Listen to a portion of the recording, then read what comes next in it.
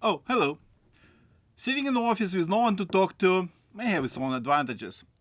I'm going to show you how to make a mask using paper clips and the rubber bands. So first, you need to take a piece of cloth. It's about 8 inches wide and 6 inches across. Fold it like 3 ways, just about 1/3. And take one paper clip and clip this side, the corner, just like that. Take the other paper clip and clip the other corner, okay? Then take another paper clip and hook it up right here in one corner, just like that. And another clip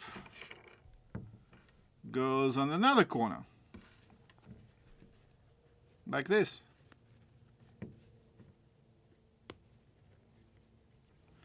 Now you take the rubber band, put it on the clip, take the other rubber band, put on the other clip,